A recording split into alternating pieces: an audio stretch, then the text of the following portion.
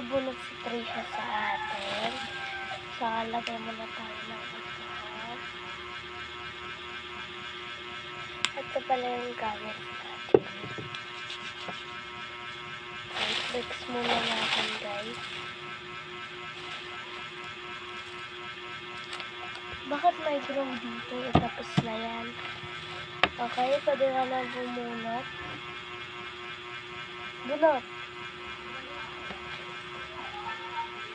Yung may mga ganito, yung mga nakaganito. Ito, dito sa lagatan. Kung magbubukas, close yung... Ay, ang galing! Number 3, guys! So, titignan natin dito yung number 3 sa aking mga packaging.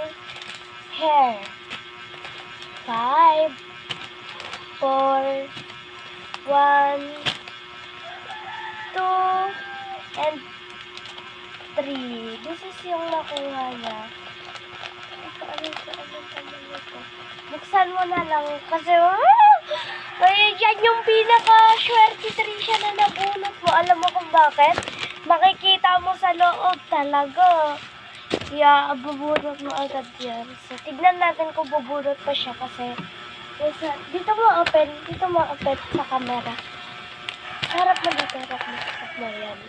Na-open niya na, guys. Yan, so okay na, na-open niya na. So, bubunot ka pa? Eto, bubunot siya, guys. So, tara, bubunot lang siya. Tara ko.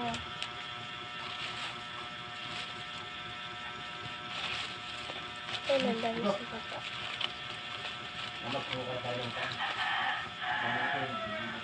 Sa likod.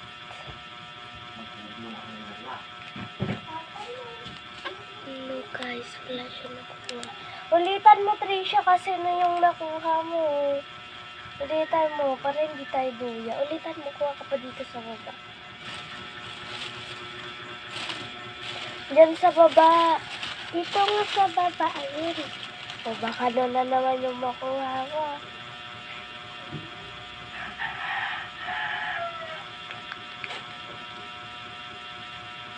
Ulit. Doon na naman yung nakuha mo. Ulit. Ulit, last. Last one. Dito ka kasi sa baba kumuha yung maayos. Ikaw na mamili, last na yan. Hindi ka swerte pag wala ka nakuha. Pinagbigyan na kita kanina.